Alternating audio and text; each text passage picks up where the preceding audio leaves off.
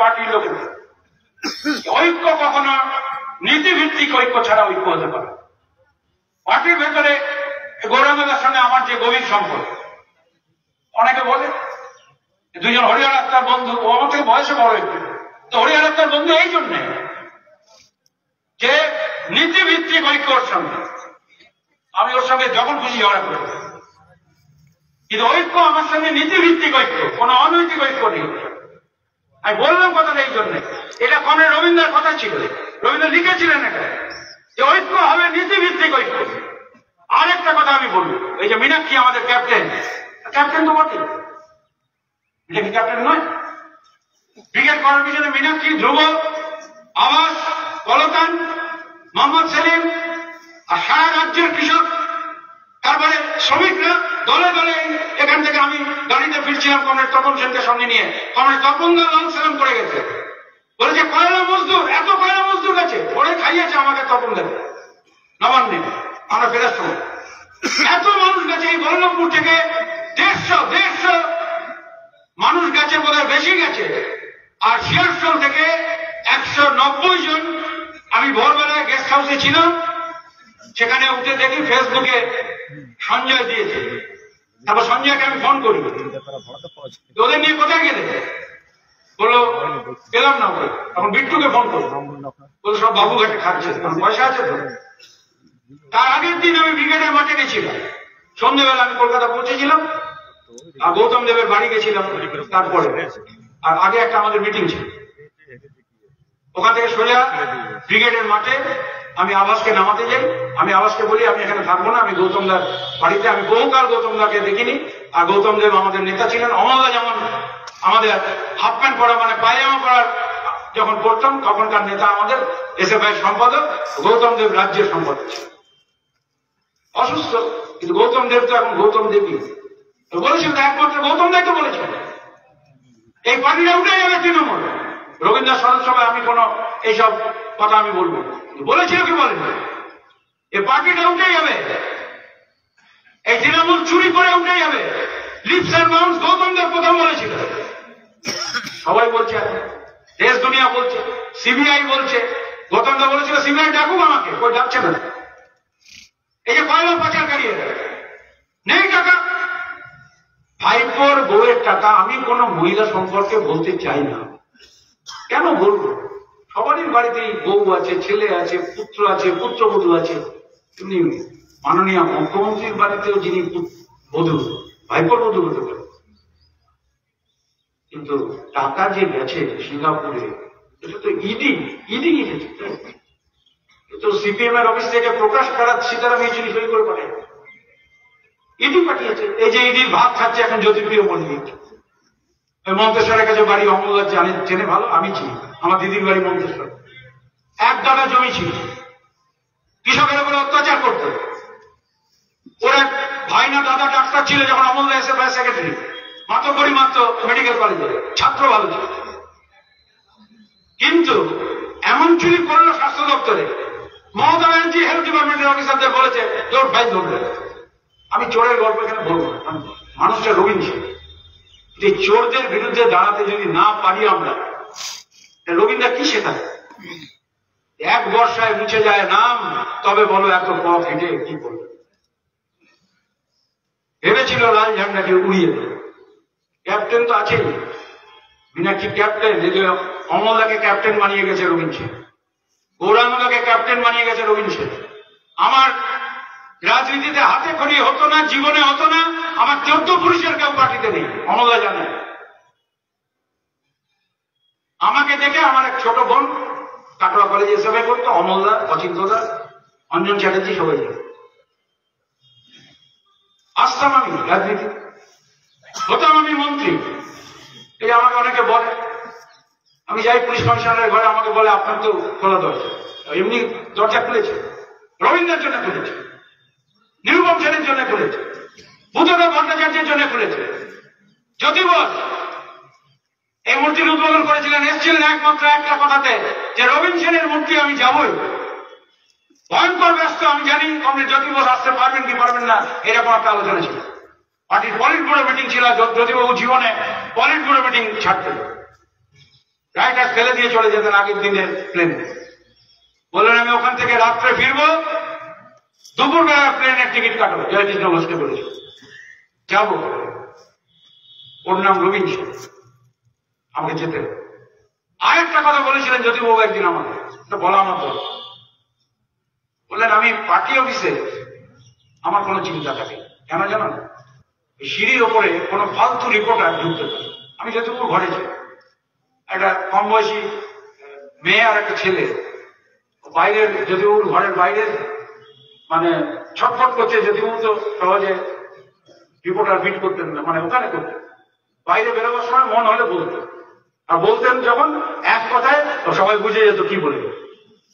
তো ওই ছেলেটি মেয়েটি যখন ঘর থেকে চলে গেল, উনি হাসতে হাসতে বললেন তোমার বয়স কম, ঠিক আছে নাও কি জিজ্ঞেস করছো, তো বলে দিলেন যা বলার কিছু নেই। আর চলে যাওয়ার পর আমাকে বলছে যে জানো তো ওই পার্টি অফিসে রবীন সেন থাকে, ওইটাই আমার বড় বছর। ওখান থেকে এক টুকরো কাগজ কেউ বার করতে পারে না, খবর বার করতে পারে না। আর রবীন সেন সাংবাদিক চেনে না, চিনতেন না। এই এখন আমাদের অনেকে ক্যামেরায় মুখ বাড়াতে যাই আমরা, আমি হতে পারি। সেই জন্য ইচ্ছা করে রবীন্দ্রের অ্যাডভার্টাইজমেন্ট করেছি টেলিভিশনে কালকে, এখানকার যে লোকাল চ্যানেল আছে। যে লোকটা জীবনে কোনোদিন সাংবাদিক কাটাতো না, আমাকে বলেছিলেন একদিন বড় মাতব্বর হয়ে গিয়েছ, মন্ত্রী হয়েছ, সামনে বার বাদ দিয়ে দেবো তোমার। বুদ্ধর সঙ্গে তুমি প্রেস মিটে দাঁড়িয়ে আছো, আমাকে বুদ্ধটা বললো আমি তাই পাশে দিলাম। বড় তোমার মাতব্বরি বেড়ে গেছে। হ্যাঁ, তুমি গিয়ে সাংবাদিক সম্মেলনে দাঁড়িয়েছো বুদ্ধর পাশে, বুদ্ধকে ম্যানেজ করছো। ম্যানেজ করে আমি বলি না, ও অনেক বলতো যে আমি আর বেশি বলবো না এসব ব্যক্তিগত কথা, কিন্তু রবীন্দ্র আর রবীন্দ্রের প্যারালাল হবে না। এই জেলায়, পশ্চিম বর্ধমান জেলায় কেউ যদি আয়রন হ্যান্ড ছিল কমরেড রবীন সেন ছিল। আর এটাও জেনে রাখুন, কমরেড রবীন সেন বেঁচে থাকলে কমরেড হারাধন রায়, ওই শেষে অনেকে গালগপ্প করে না, বলে অনেকে, আমি পরিষ্কার দিয়ে বলে দিয়েছি, কমরেড হারাধন রায় অফিস ছেড়ে যেত। আমাকে বলেছিলেন রবীন্দ্র যে যাব, বর্ধমানের কনফারেন্সের পরে গিয়ে আমি করে নেব, ঠিক বলে আমি পারি বলেছিলেন আমাকে, আমি পারি। দিল ঘোষা কমিউনে থাকতেন, আমাকে ডেকে পাঠিয়েছিলেন, আমি ঠিক করে নেবো। হারাধনকে আমি আজ থেকে চিনি না। হারাধনকে একসাথে আড্ডা মারতাম, লুঙ্গি পরে ওইখানে বসে থাকতো, আর আমি হাঁটতে হাঁটতে বল্লভপুর থেকে যেতাম, তখন জঙ্গল ছিল। উনি পিয়ারা সিং এর ধাবাতে খেতে যেতেন রবীন্দ্র।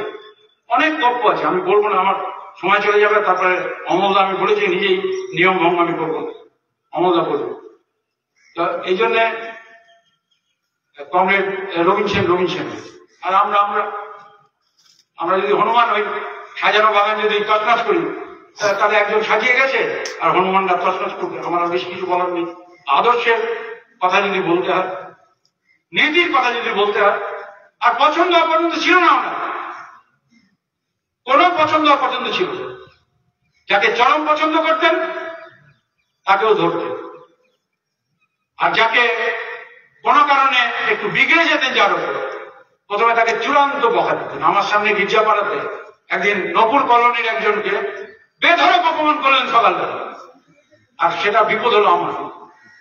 বেরিয়ে যাওয়ার সময় গাড়িতে ওঠার আগে আমাকে বলে, ওই নপুর কলোনিতে অমুক নেতার বাড়ির পাশে ও থাকে, এখন গিয়ে ওর ছেলে না মেয়ে তার ওই টুক কাগজটা লিখে আনবে, আমি 1:30টার সময় ভাত খেতে আসবে, ওই টুকটা নিয়ে আসবে তার আগে গিয়ে।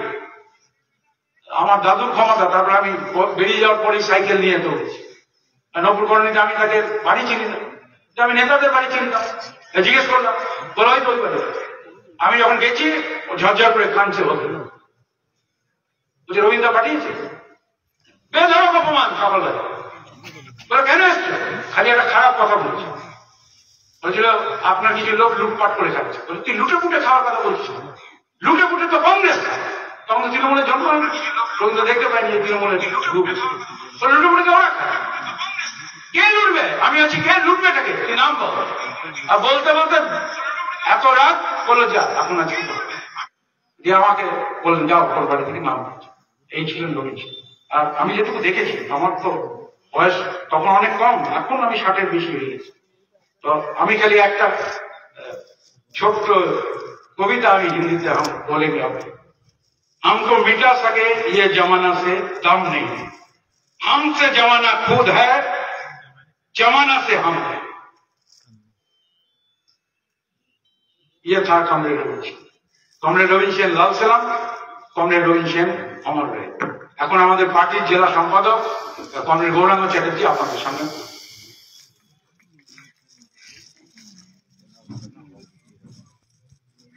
কমরেড সভাপতি, উপস্থিত কমরেড, আমি খুব সংক্ষেপে একটা কথা বলি। কমরেড রবীন সেনের খুব সম্ভবত এটা হচ্ছে যে 102 বছর হতে চলছে।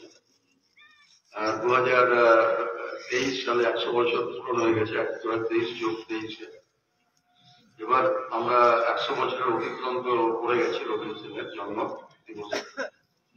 আমি কমরেড বংশ বলেছেন এখানে, কমরেড অমল আরো বিস্তারিত বলবেন। শুধু 2-3টে কথা যেটা হচ্ছে অনেক সময় মনে পড়ে, সেটা হচ্ছে যে যখন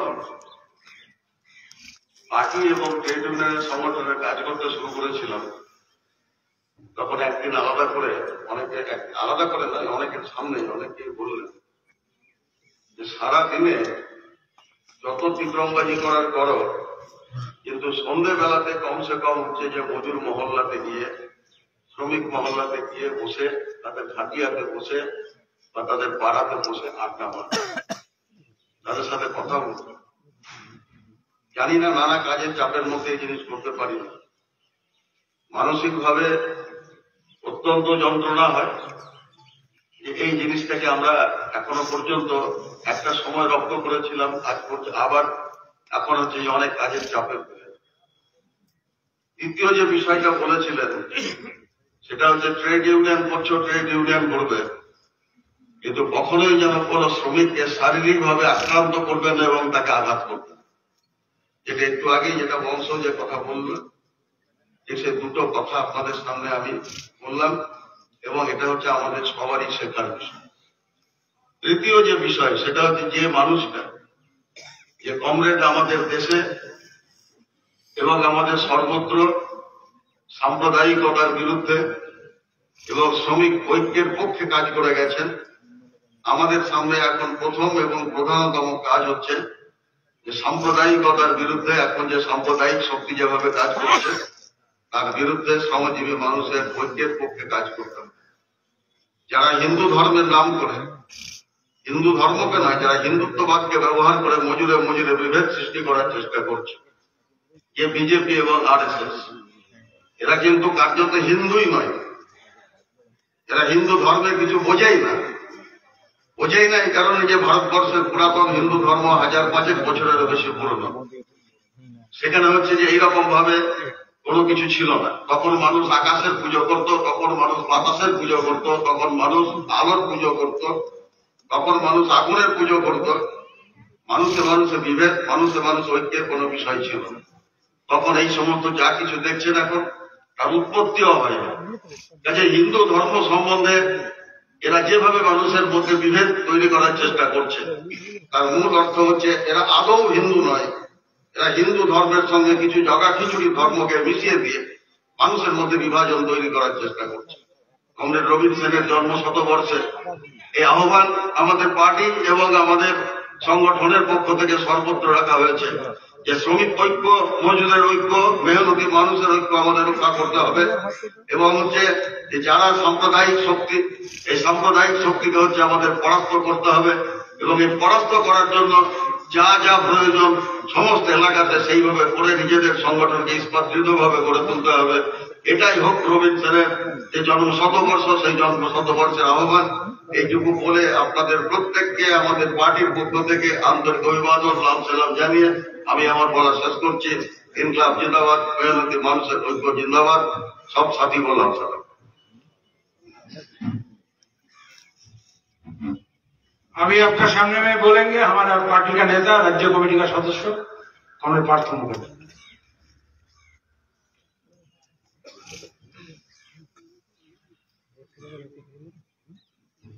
কংগ্রেস সভাপতি, এখানে উপস্থিত আমাদের কংগ্রেস দল এবং মঞ্চে উপবিষ্ট আমাদের পার্টি নেতৃত্ব সহ আমাদের প্রবীণ নেতৃত্ব যারা আছেন তাদের প্রত্যেককে আমি সংগ্রামী অভিনন্দন জানাচ্ছি। যারা বয়সে প্রবীণ তাদের প্রত্যেককে আমি সশ্রদ্ধ অভিবাদন জানাচ্ছি এই কারণে, 100 বর্ষ অতিক্রান্ত হয়েছে কমরেড রবীন সেনের, তার জন্ম 100 বর্ষ আমরা পালন করেছি। 29তম মৃত্যু দিবসও আমরা আজকে এখানে আমরা পালন করছি। কমরেড রবীন সেন যে প্রজন্মে নেতৃত্ব দিয়েছেন, আর আজকে যে প্রজন্ম পার্টিতে নেতৃত্ব দান করার জন্য ক্রমশ তৈরি হচ্ছে, এই মধ্যবর্তী সময়কার যারা আমরা নেতৃত্ব, আমরা আজকে এখানে কাজে আমরা কর্মী হিসাবে কাজ করছি, বলা যেতে পারে এটাকে একটা যুব সন্ধিক্ষণের সময়, যেটাকে বলা হয় ট্রানজিশনাল টাইম। একদল নেতৃত্বের হাত থেকে আরেক দল নেতৃত্বের কাছে কমিউনিস্ট আন্দোলনের সমাজতন্ত্রের প্রতি আমাদের আকর্ষণ সৃষ্টিকারী আমাদের যে তরুণ প্রজন্ম আজকে প্রস্তুত হচ্ছে, তাদের শ্রেণীভুক্তিকে একদম শ্রমিক এবং তাদের সহযোগী কৃষক হিসাবে আমরা কিভাবে বদলাতে পারি দুনিয়াটাকে, যে শিক্ষা একদিন কমরেড রবীন স্যারের কাছ থেকে, কমরেড নিরুপম স্যারের কাছ থেকে, সর্বোপরি দেহের উপরে মাথার বসতি, মাথার উপরে ছাতা কমরেড বিনয় চৌধুরী, যার সঙ্গে জড়িয়ে আছে আমাদের জেলার সম্পর্ক, আমাদের একটি সম্পর্ক জড়িয়ে আছে কমরেড বঙ্কিম ঘোষের সঙ্গে আমাদের এই জেলার একটা সম্পর্ক, বঙ্কিম মুখার্জির সঙ্গে আমাদের যে সম্পর্ক, সেই সম্পর্ক কখনো অবিচ্ছেদ্য। একের পর এক হাত ধরাধরি করে ক্রমশ এই মতাদর্শ আমাদের এগিয়ে। আমার বেশ মনে পড়ে যখন আমরা ছাত্র আন্দোলনের সূচনাতে আমরা গেট মিটিং এ আমরা চোঙা থেকে একদম সমাজতন্ত্রের সপক্ষে সবাইকে দেখিয়ে বলেছি, ওই দেখো একটা রাষ্ট্র, যে রাষ্ট্রের প্রত্যেক মানুষ কাজ পায়, শিক্ষা পায়, দুমুঠো খেতে পায়, স্বাস্থ্য পায়, বাসস্থান পায়, সেই দেবতা হচ্ছে সমাজতন্ত্র। আমরা সেটার জন্যই তো আমরা ছাত্ররা আজকে স্বাধীনতা, গণতন্ত্র, সমাজতন্ত্রের কথা বলেছি, এক সময় এটা শিখিয়েছে। কমিউনিস্ট আন্দোলনের মতাদর্শের কাজ করতে করতে যখন ছোট পার্কাস রোড অফিসে কমরেড রবীন সেন বসে থাকতেন, আমরা ছোট হলেও কমরেড রবীন সেনকে একটু দূর থেকে দেখতাম। এখানে উপস্থিত আছেন যার হাত ধরে আমরা শিখেছি, পথ চলতে শিখেছি, যার কথা শুনে আমরা প্রতিটি অংশ এগোনোর চেষ্টা করেছি, যার কাছে তিরস্কৃত হয়েছি, ভালোবাসা পেয়েছি, চলার পথ পেয়েছি, একটা আদর্শ বোধে বলিয়ান হয়ে একটা জেলা থেকে অন্য জেলাতে আজকে কাজের ধারা সৃষ্টি করেছি। কমরেড অমল হালদারই একদিন চিনিয়েছিলেন এই লোকটার নাম হচ্ছে রবীন সেন। আরো কিছু কথা বলেছিলেন, যে কথাগুলো এখানে আমি প্রকাশ্যে বলতে চাই না, এগুলো সব একান্ত ব্যক্তিগত বিষয়, কমিউনিস্ট আন্দোলনের সামনে আমি তা উচ্চারণ করতে চাই না। যদি কখনো সময় আসে নিশ্চিত লিখিতভাবে তা মানুষের সামনে নিয়ে যাওয়ার চেষ্টা করা হবে। কিন্তু একটা কথা আমি খুব স্পষ্ট করে এবং দৃঢ়তার সঙ্গে বলতে চাই, যেদিন সমাজতন্ত্রের সপক্ষে আমরা এত উচ্চারণ করেছি, আর এই সমাজতান্ত্রিক বিষয় যখন পতন ঘটেছে, একদিকে যেমন সীমাহীন উল্লাস দেখিয়েছে, তেমনি সীমাহীন যন্ত্রণার মধ্যে দিয়ে আমরা বলতে পারিনি। এই পতনের পর আমরা প্রশ্ন খুঁজেছি, একটার পর একটা প্রশ্ন খুঁজেছি, আর এই সেই প্রশ্ন খোঁজার কাজে প্রভাত কুণ্ড ভবনের ছোট্ট একটা ঘরে বিভিন্ন ধরনের আধুনিক বই পড়ে সমাজতান্ত্রিক ব্যবস্থা সম্পর্কে জ্যোতিবাবু একদিন করণ থাপারকে বলেছিলেন একটা ইন্টারভিউয়ে, যে এই যে আপনি দেখছেন সমাজতন্ত্র ভেঙে পড়ছে, এই ভেঙে পড়ার পর কি আপনি মনে করেন still you believe in socialism? আপনি কি এখনো সমাজতন্ত্রে বিশ্বাস করেন? জ্যোতিবাবু খুব নির্লিপ্ত ভাবে, হপলেসহীন ভাবে বলেছিলেন, still I believe in socialism but reform socialism. আমি সমাজতন্ত্রে বিশ্বাস করি, কিন্তু এর মধ্যে যে ভুলগুলি রয়েছে, ফাঁকগুলি রয়েছে, শূন্যতাগুলিকে আমরা পর্যালোচনা করছি। এই পর্যালোচনাগুলো কাজের ক্ষেত্রে কমরেড রবীন সেন একটা অতি দানবীয় ভূমিকা তিনি গ্রহণ করেছিলেন। একদিন উনি আমাকে তিনি বলেছিলেন যে কাজ তিনি করতে চেয়েছিলেন তার জন্য তাকে কখনো কখনো তিরস্কৃত হতে হয়েছে, প্রত্যেক সম্মুখীন হতে হয়েছে। কেন তিনি এই নীতির পক্ষে কথা বলছেন, কেন তিনি এই পরামর্শ দিচ্ছেন, কেন এই কাজ তিনি করতে যাচ্ছেন? কমিউনিস্ট আন্দোলনে যারা মতাদর্শকে দিনের পর দিন এগিয়ে নিয়ে যান, তাদের জীবন কখনো এত সহজ হয় না। আক্রান্ত হন, প্রতি মুহূর্তে তারা বিপর্যস্ত হতে পারেন, কিন্তু কখনো বিধ্বস্ত হন না। রবীন সেন ছিলেন সেই রকম ধরনের একজন মানুষ, যে মানুষ তিনি চেষ্টা করেছিলেন একটা মতাদর্শকে সুন্দর করে, সুগভীর ভাবে চিন্তা করে একটা নতুন দিগন্ত আমাদের সামনে সৃষ্টি করতে। আমার সব শেষ কথা, আজকের আক্রমণকে আমরা বুঝতে পারছি না, এটাকে বলা হচ্ছে ইন্টারনাল হ্যামারেজ। ভিতরে যখন রক্তক্ষরণ হয়, সেই রক্তক্ষরণ দেখতে পাওয়া যায় না। তার জন্য তাকে স্ক্যান করতে হয়, দেখতে হয় তার কোথায় আক্রমণ হচ্ছে। এটাকে বলা হয় ক্রিয়েটিভ ডিস্ট্রাকশন, সৃজনশীল ধ্বংস সাধন। ধ্বংস সাধনের প্রক্রিয়াটা দক্ষিণপন্থীরা এমন ভাবে নিয়েছে, এই প্রহেলিকাময় আক্রমণের মুখোমুখি দাঁড়িয়ে বামপন্থীরা অনেক সময় প্রভাবিত হয়ে পড়ছেন। মতাদর্শ যদি আমরা ফুটিয়ে করতে না পারি, তাহলে জেনে রেখে দেবেন, মতাদর্শের দিক থেকে, চিন্তার দিক থেকে যদি আহ্বান হতে না পারি, তবে রবীন সেনের সেই যে আহ্বান আমাদের সমাজতান্ত্রিক দেশ গঠনের আর স্বাধীনতার পূর্বে নৌ বিদ্রোহের কমরেড রবীন সেনের ভূমিকা, যে বিশ্বাসঘাতকতা তিনি চোখের সামনে দেখেছিলেন, কিভাবে বিশ্বাসঘাতকতা হয়েছিল এই নৌ বিদ্রোহে, তিনি উত্তেজিত হতেন, বারে বারে বলতেন বল্লভ ভাই প্যাটেলের সেই বিশ্বাসঘাতকতার কথা তিনি বলতেন। আর আজকে সেই বল্লভ ভাই প্যাটেলই বিজেপির মডেল হয়ে এসেছেন। উনি অনেক দূর পর্যন্ত দেখতে পারতেন, তাই তিনি নেতা, তাই তিনি রবীন সেন, তাই আমাদের অবিভক্ত বর্ধমান জেলা এবং রাজ্যের মধ্যে মতাদর্শের অন্যতম অতন্ত্র প্রহরী কমরেড রবীন সেন। আপনাদের সকলকে আমার অভিনন্দন জানিয়ে আমার কথা আমি এখানে শেষ করছি। ইনকলাব জিন্দাবাদ। কমরেড বিকাশ চৌধুরী নেই, আপনারা জানেন। কমরেড লক্ষণ বাগদিও নেই, কমরেড দিলীপ মজুমদার নেই, প্রয়াত হয়েছে। সেই জন্য একমাত্র কমরেড অমল হাওলার, উনি পারেন কমরেড রবীন্দ্রের কথা বলতে গভীরভাবে জানেন।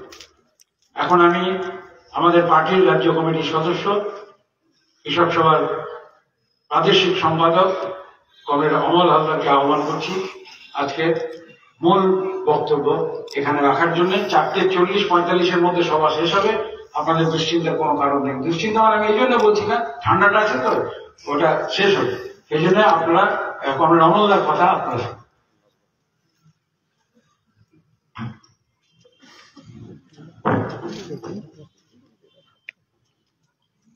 কমরেড সভাপতি, মঞ্চে উপবিষ্ট আমাদের পশ্চিম জেলা কমিটির সম্পাদক কমরেড গৌরাঙ্গ চ্যাটার্জি,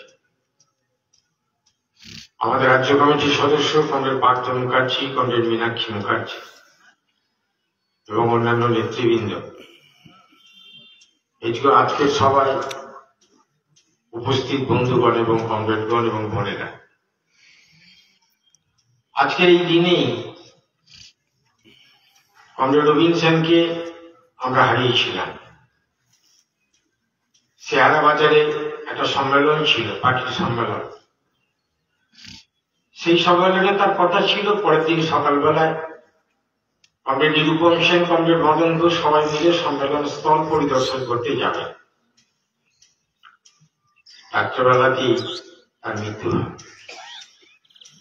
আমরা তখন সম্মেলনের কাজে ব্যস্ত ছিলাম। রবীন্দ্রনাথ এই চলে যাওয়াটা আজকে 29টা বছর হয়ে গেল।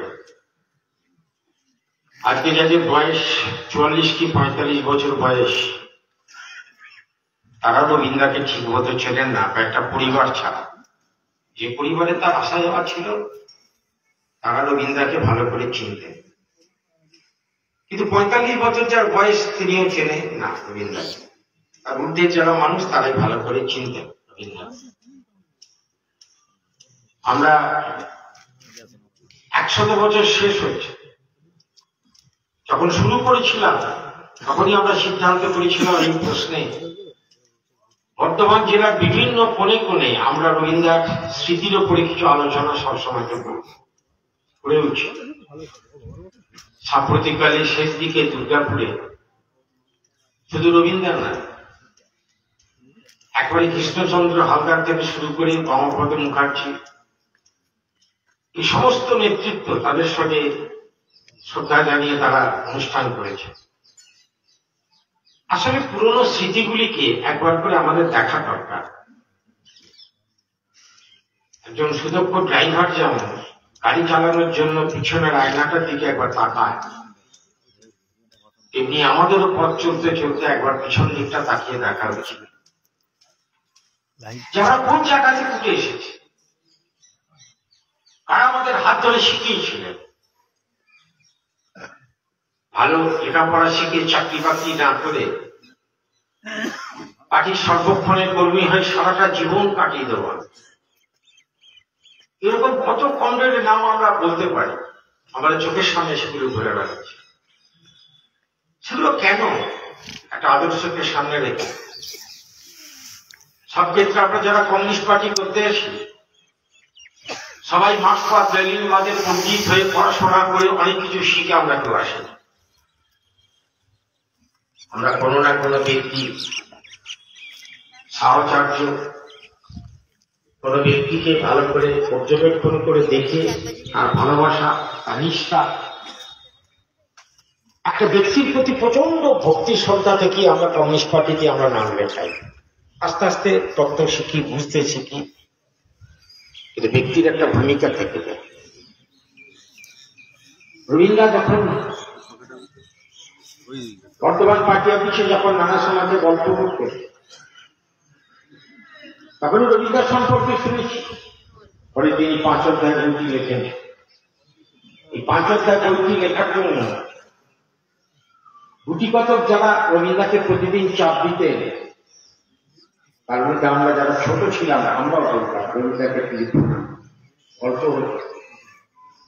তখনই শুনেছিলাম যে ম্যাট্রিক পাস করার পর তিনি যখন বঙ্গবাসী কলেজে তিনি যখন ভর্তি হন, খুব অল্প বয়স, 16-17 বছর বয়স, একটা মাসের যা পয়সা ছিল সেই পয়সা নিয়ে তিনি ঠিক করলেন যে রামগড়ের অধিবেশনে তিনি অংশগ্রহণ করবেন। অসহযোগ আন্দোলন নিয়ে সেখানে তেমন বিতর্ক চলছে, একদিকে গান্ধীজি একদিকে সুভাষচন্দ্র রয়েছে। রবীন্দ্র হেঁটে হেঁটে যাবে, হাঁটা রাস্তা কি রেল লাইন, দমদম থেকে রেল লাইনে তিনি যাত্রা শুরু করলেন। প্রায় 400 কিলোমিটার পর, 390 কিলোমিটার রাস্তা দিয়ে হাঁটছে। সঙ্গে একজন বন্ধু ছিলেন শাহজাহান, তিনি মেমারি থেকে চলে গেলেন। আমি আর পারবো না, তুই ফিরেছ, আমি ফিরব। রবীন্দ্র হাঁটতে আরম্ভ করল। কল্পনা করতে পারে একটা ওইটুকু ছেলে কি মানসিকতা, আমি যাবো, পৌঁছব, টাকা পয়সা শেষ, লাইন ধরে হাঁটতে হাঁটতে কখনো হচ্ছে তখনকার মতো এরকম স্টেশন ছিল না, প্ল্যাটফর্ম ছিল, নোংরা কাদার মধ্যে থেকে থাকে। কখনো কখনো ভিখারি মানুষ যারা শুয়ে আছেন তাদের কাছে শুয়ে চলে, খাবার নেই, কোনোদিন খেতে পেতেন, কোনোদিন খেতে পেতেন। কখনো স্টেশন থেকে কিছুটা দূরে একটা উৎসব হচ্ছে, সেখানে কিছু খেতে দিচ্ছেন, খিচুড়ি এগিয়ে। যখন যাচ্ছে তখন জামা কাপড় আর জুতো মুড়ি ছিঁড়ে গেছে, ওটা মাথায় প্রচন্ড উকুনে একবারে গোটা মাথা, সমস্ত মাথা করে উকুনে ভর্তি। যে পৌঁছলেন রামগড়, এবং রামগড়ে পৌঁছবার পরে কোন রকমে তিনি ভলেন্টিয়ার হলেন। তারপর সেই বিতর্ক দেখলেন, মহাত্মা গান্ধী, নেতাজি সুভাষচন্দ্র বসু, সমস্ত বিতর্ক দেখে তিনি এমন কিছু বুঝতে পারলেন না কি হতে যাচ্ছে। একটা আজকে তো বলা যায় একটা হতাশ চেহারা নিয়ে তিনি সেখান থেকে ফিরে এলেন কলকাতা। তিনি সিদ্ধান্ত করলেন একটা কিছু করতে হবে, অনেক ইতিহাস আছে, এসব করতে হবে, এসব ভাবতে ভাবতে তিনি মিলিটারিতে যোগদান করলেন। রবীন্দ্র বলতেন তিনি একটার পর একটা পরীক্ষা ফেল করতাম মিলিটারি ট্রেনিংয়ের পর। আমরা জিজ্ঞেস করতাম ফেল করতেন না, আমি তার চাকরি করতে গেছি, আমার মনে মনে ছিল ভারতবর্ষের যে বিপ্লব হবে, বিপ্লব হলে লড়াই করতে হবে, লড়াই করতে গেলে কিছু প্রশিক্ষণ দরকার। অতএব আমি সব ডিপার্টমেন্টে ফেল করতাম আর সব কিছু। পরে গার্ডনার হিসেবে আমি আমার দায়িত্ব পালন করলাম। রবীন্দ্র 46 সালে নদীতে অংশগ্রহণ করেছিলেন ব্যারিক, গোপনে গোপনে সংগঠন তৈরি করেছে এবং সেই সংগঠন গড়ে তোলার জন্য পানিশমেন্ট হয়েছে, কোর্ট মার্শাল হয়েছে, জেল হয়েছে। সেখান থেকে ছাড়া পাওয়ার পর তখন একদিন আজাদিন ফৌজে বিচার করছে, অপরদিকে 46-এ বলছিল ওটা পশ্চিমবঙ্গ ভারতবর্ষ। গোবিন্দা আস্তে আস্তে সেখানে চাকরি থেকে বরখাস্ত হওয়ার পরে তিনি চলে এলেন রাজনীতি করতে, একটা কিছু করলেন। প্রথমে বলসেবিক পার্টি, এখানে বিমলা প্রতিভা দেবী, পরবর্তীকালে বিনয় চৌধুরী 1952 সালে নির্বাচনে দাঁড়ালেন, হেরে গেলেন। আস্তে আস্তে এখানকার কুলিয়ারি থেকে শুরু করে বিভিন্ন লোকেদের সঙ্গে তার পরিচয় ভালো ধারণা ইত্যাদি ইত্যাদি খবর বসে আস্তে আস্তে একটা সাংগঠনিক মেজাজ নিয়ে তিনি অর্গানাইজেশন করার জন্য ছাপিয়ে কিছু একটা তিনি করবেন। তারপর প্রচুর ঘটনা, ওটা দুর্গাপুর আসানসোল মিলে তখন ছিল একটা সার্ভিস। দুর্গাপুর তখন সেইভাবে তৈরি হয় না। গোটা দুর্গাপুর আসানসোল সব জায়গায় তিনি ছুটে বেড়াতেন, কমরেড শিল্পাঞ্চল সংগঠন করার জন্য। এই যে বেঙ্গল পেপার মিল, এখানকার অর্গানাইজেশন করা। আজকে লিখেছেন কমরেড বংশগোপাল চৌধুরী গণেশ। যে পেপার মিলের এক সময় মিলন অফিসের কি চেহারা ছিল, একটা কর্কেটে টিন দিয়ে তৈরি একটা ছোট্ট ঘর, বসে জ্যৈষ্ঠ মাসে টিকতে পারা যেত। সেই ঘরে বসবাস করতেন কমরেড অজিত, কমরেড লালচাঁদ মিশ্র মন্ডলের একজন নেতা, অনেকেই চেনেন লালচাঁদ মিশ্র। তিনি একদিন পার্টি অফিসে অজিতার সামনে গল্প করছেন, জেলা পরিষদের কর্মাধ্যক্ষ ছিলেন। বলছে আমি প্রথম তো রবীন্দ্র সেনের কাছে ধরা পড়লাম। কিভাবে ধরা পড়লাম জানে? পেপার মিলে গেছি জ্যৈষ্ঠ মাসের দিন, আমি এক বন্ধুর সঙ্গে গেছি, সেই বন্ধু টেবিল করে, আমি কিচ্ছু করতাম না, আমি শুধু মাস্টার। আমার পরিচয় নিয়ে বললেন মাস্টার, কোথায় মাস্টারি কর? আমি বললাম কিছু খেয়ে এসেছো? তখন আমরা দুজনেই মিলাম কিছু খাইনি। তখন অরুণের উনুন থেকে একটা ভাঙা তোজরানো একটা হাঁড়ি, জ্যৈষ্ঠ মাসের দিনে তিনি খিচুড়ি রান্না করেছেন, গরম খিচুড়ি, আমাদের একটুখানি দিলেন। আর তিনি খিচুড়িতে হাত বাড়িয়ে খিচুড়ি খেতে আরম্ভ করেন জ্যৈষ্ঠ মাসে। আমি অবাক চোখে তাকিয়ে আছি, রবীন্দ্র তৃপ্তি করে খাচ্ছেন খিচুড়ি জ্যৈষ্ঠ মাসের দিনে। হয় বুঝেন কি সাংঘাতিক খুঁটি, ওপরের টিন প্রচন্ড বড়। আমাকে বলছে মাস্টার খাও, দারুণ টেস্ট হয়েছে, নিজে এনেছে, দিদি বলছেন যে দারুণ টেস্ট হয়েছে, খাও খিচুড়িটা খাও, ভালো লাগে। খিচুড়ি খেয়ে আবার কি মনে হল,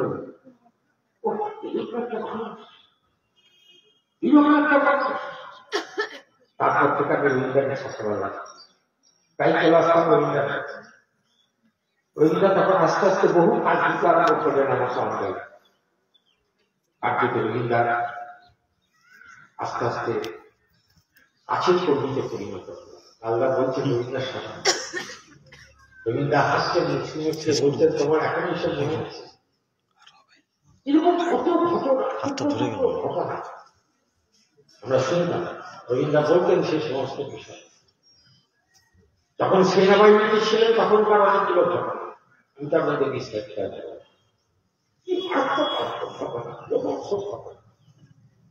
কি অদ্ভুত একটা চরিত্রের না। আমরা যেমন ছাত্র আন্দোলন করলাম, তারপর কৃষক আন্দোলন করলাম, তারপর পার্টি আস্তে আস্তে পার্টির কাজ করে যাচ্ছে আমাদের জীবনে। রবীন্দ্র জীবনটা যদি পঞ্চমটায় বলতে যদি কেউ করে থাকতে রবীন্দ্র, তাহলে দেখলেন এই মানুষটা কিরকম ছিল, অন্য জীবন নেতার থেকে ভিন্ন ধরনের। পাঁচ অধ্যায়টাকে আমরা ফেল করেছিলাম, আকাশ বাংলাতে দেখানো না, সেই দিকে অনেক কষ্ট হচ্ছিল, ওটাকে চালিয়ে রাখা। সেই দিকে কবে বিবেকানন্দ চৌধুরী, কবে গৌরাঙ্গ, কবে বংশ, এরা শ্রমিক গোষ্ঠীতে টাকা পয়সা তুলে, কুলিয়ারিতে টাকা পয়সা তুলে শেষকালে প্রায় 15 থেকে 20টা এসেছিল, তারাই চালিয়েছে। আছে শিল্প আচর মনোজ মিত্র থেকে শুরু করে আমি বিখ্যাত আর্টিস্ট পাঠ করেছি। আমি কর্মকে বলছি এটা একটা জীবন। এই জীবন থেকে তো আমাদের শিক্ষা নেওয়ার সব থেকে বড় আজকে দায়িত্ব। আমরা ওই জায়গাটা দিতে এসেছি। জীবনে কোনোদিন মাথা নিচে করেনি, কোনোদিন আপোষ করে, যাকে বলতেন স্পষ্টভাবে সমস্ত কথাগুলো বলতেন। তার স্পষ্ট কথা কেমন বলতেন, তার বহু ঘটনা আমাদের সামনে থেকে, বহু ঘটনা আমাদের সামনে। একসময় দুর্গা আমাদের স্ত্রী এই সমস্ত এলাকা মতাদর্শগত সংঘাত থেকে কেন্দ্র করে দারুণ একটা অবস্থা। রবীন্দ্র আমাদের নেতৃবৃন্দকে বলতেন, দিনাজপুর রান্নার বিষয়ে একদম ঘাবড়াবে না, আমরা এটা বড় ভালো, এরা জীবন দিচ্ছে চলছে,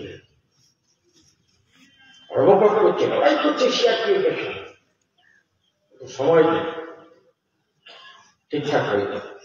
আসলে তো ব্যস্ততা ছিল, বলতে কিচ্ছু ভাববে না, খুব ভালো কম মতাদর্শগত ভাবে অত্যন্ত ভালো, সবই দাঁড়িয়ে যাবে আস্তে আস্তে। চিঠি বলেছে,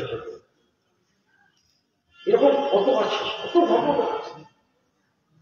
ওটা বর্তমান জেলা তার জন্য ছুটে বেড়াতে একটা সময় যখন সেক্রেটারি ছিল, এবার থেকে পড়তাম সে রোহিঙ্গা জীবনের অনেকগুলো বিষয় আমরা খুব কাছাকাছি থাকার সুযোগ আমাদের হয়েছে, আমাদের খুব সুবিধা। অনেক সময় আমাদেরকে এমএলএ এমপি হবার জন্য বলেছে, জোর করেছে, ব্যক্তিগত আমি বহুবার আক্রোশ করে দিয়েছি। এমএলএ এমন থেকে যেতেন 6 থেকে 7 মাস ভালো ভালো কথা বলতেন, কিন্তু একটা দারুণ ভালোবাসা। আজকে রোহিঙ্গা চলে যাওয়ার পরে অনেকগুলো বছর কেটে যাওয়ার পর আজকে সেই শূন্যতা, আকাশ রোডে যে ঘরটিতে তিনি থাকতেন সেই ঘরটা গেলে এখনো পর্যন্ত যেন সেই শূন্যতাটা আমাদের চোখে পড়ে, অফিসে গেলেও চোখে পড়ে। রোহিঙ্গার সেই উত্তপ্ত সারা উনি একটা ঘটনা করতে সারা রাত বারান্দায় কিভাবে করতে, তখন এত মোবাইল ছিল না, এত যোগাযোগ ছিল না। আসানসোলের কোনো ঘটনা ঘটলে, রানীগঞ্জের কোনো ঘটনা ঘটলে কিভাবে সারা রাত পদচারণা করতে বারান্দায় যাবে। সবকে দেখি মানুষটি চলে যাওয়ার পরে একটা